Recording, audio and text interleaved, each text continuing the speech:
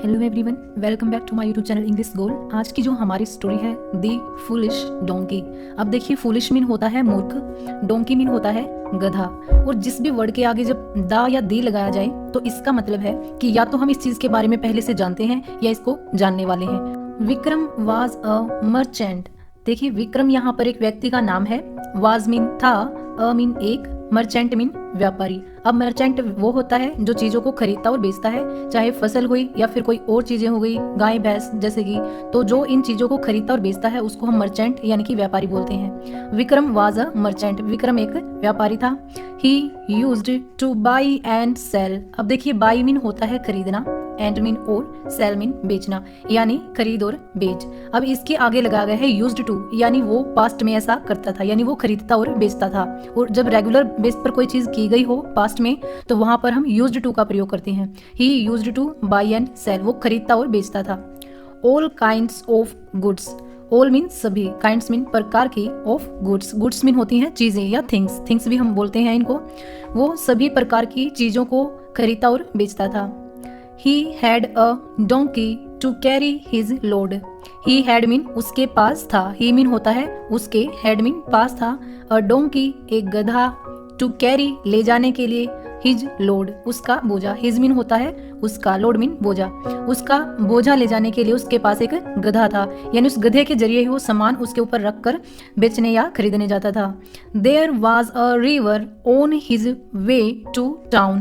कस्बे के रास्ते में एक नदी पड़ती थी या फिर एक नदी थी, ऐसा बोल सकते हैं हम।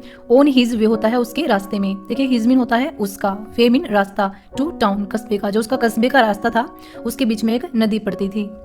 इट वॉज समर, गर्मियों का मौसम था, या कह सकते हैं ये गर्मियां थी। जब भी हम मौसम से रिलेटेड कोई सेंटेंस बनाते हैं तो उसकी स्टार्टिंग हम इट से करते हैं। इट वॉज समर यानी गर्मियों का मौसम था। एंड और साल्ट, साल्ट मीन होता है नमक। वाज अवेलेबल, वाज मीन था, अवेलेबल मीन उपलब्ध। इन प्लेंटी, प्लेंटी मीन होता है प्रचुर मात्रा में या अधिक मात्रा में। गर्मियों का समय था और जो नमक था वो अधिक मात्रा में उपलब्ध था। Vikram bought a sack full of salt.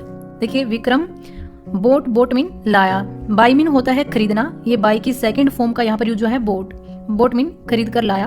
A sac, sac mean एक थैला या फिर एक बोरा आप कह सकते हैं। फुल ऑफ साल्ट, नमक का भरा हुआ, फुल मीन होता है भरा हुआ, ऑफ मीन का, साल्ट मीन नमक का। विक्रम नमक का एक बोरा खरीद कर लाया। लोडेड हिज डोंकी, उसने गधे पर लादा। एंड और सैड कहा, कम ऑन आओ, डोंकी गधे, वॉक फास्ट जल्दी से चलो। उसने उस नमक के बोरे को उस गधे के ऊपर लादा और उसे कहा कि आओ जल्दी से चलो।